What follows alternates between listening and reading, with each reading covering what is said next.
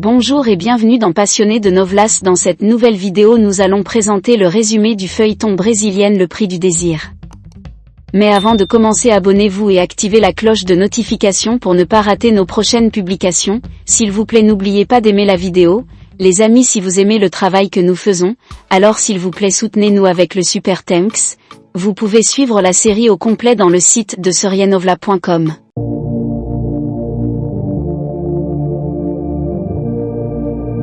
A Força do Querer, titre en français, Le Prix du Désir, est une telenovela brésilienne produite par TV Globo et diffusée du 3 avril au 21 octobre 2017 en 172 chapitres. Il a remplacé A Lei do Amor et a été remplacé par O Outro Lado do Paraíso, étant le 12e feuilleton à 9h diffusé par la station. Écrit par Gloria Pérez, le feuilleton abordait des thèmes controversés tels que la transsexualité, l'identité de genre, le trafic de drogue, la dépendance au jeu et le défi de la baleine bleue. La direction était de Claudio Boeckel, Devi Lacerda, Fabio Stratzer, Luciana Oliveira, Alain Fiterman et Roberta Richard, avec la direction artistique de Rogério Gomes et la direction générale de Pedro Vasconcelos. Avec la participation de Juliana Pes, Emilio Danta, Rodrigo Lombardi, Paola Oliveira, Marco Pigossi, Isis Valverde, Fuc et Carol Duarte. Terrain. L'intrigue raconte la vie de trois femmes, Bibi, Gesa et Ritina, celles-ci, les protagonistes du feuilleton. Bibi est une femme dépendante de l'adrénaline de la passion et capable de tout par amour. Enthousiaste et intense, elle ne se rend pas compte des dégâts qu'elle fait dans sa vie pour continuer à aimer et à être aimée. Gesa est pleine de courage et d'attitude. Déterminée et forte, elle travaille au bataillon d'action avec des chiens et rêve de devenir combattante professionnelle de MMA. Ritina, quant à elle, est une jeune femme sans importance et considérée par beaucoup comme narcissique. Se mettant toujours en priorité, elle vit toujours dans une euphorie juvénile. Seaio est un avocat qui quitte son poste dans une grande entreprise de Rio de Janeiro après que Bibi, qu'il a rencontré à la faculté de droit, rompe avec lui. Déçu après avoir découvert la liaison entre Bibi et le serveur Rubino, Seaio part aux États-Unis.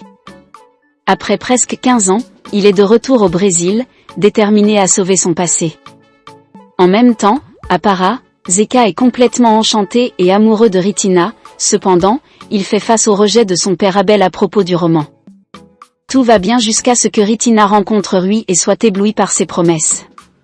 Ritina se retrouve enceinte de Zeca et craint qu'il nie que l'enfant soit le sien à cause de sa méfiance envers Rui.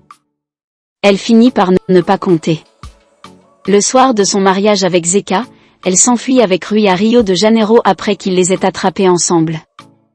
Dans la ville, Rui a une relation avec Cybele, la fille de Danta, et est obligé de mettre fin à cette relation et d'épouser Ritina lorsqu'elle ment en disant qu'elle est enceinte de lui. Rui est le fils de l'homme d'affaires Eugenio, un homme qui dirigeait l'entreprise familiale jusqu'à ce qu'il décide de changer de vie et de rouvrir son ancien cabinet d'avocats. Cette décision fragilise cependant sa relation avec sa femme Joyce et son frère Eurico. Eurico est un homme complètement concentré sur le travail qui n'a pas vu le passe-temps de sa femme Silvana devenir une contrainte, car elle est accro au jeu. La relation d'Eugenio et Joyce s'affaiblit encore plus lorsqu'il rencontre Irene, qui devient son amante. Celui-ci, sans scrupules et au passé extrêmement dangereux et obscur, fera tout pour séparer Eugenio de Joyce et récupérer son argent. Il y a encore Ivana, la fille d'Eugenio et Joyce et la sœur de Rui, qui, au fil de l'intrigue, découvre qu'elle est transsexuelle. Ce fait tourmente particulièrement Joyce. Seaio rencontre à nouveau Bibi, qui n'a pas pu terminer ses études de droit et qui est maintenant mariée et a un fils avec Rubino, un homme ambitieux, mais avec qui il a des difficultés financières. Sans issue, Rubino finit par s'impliquer dans des schémas de trafic, et comme son mari, Bibi commence à mener une vie liée au crime et devient connue sous le nom de Bibi Perigosa. Son principal ennemi s'avère être Gesa, qui commence à enquêter sur la vie de Bibi et ses crimes, et, à un certain moment du complot, arrête Rubino, ce qui rend Bibi furieux. En plus de Bibi, Gesa a un autre bourreau, Sabia, chef du trafic de drogue.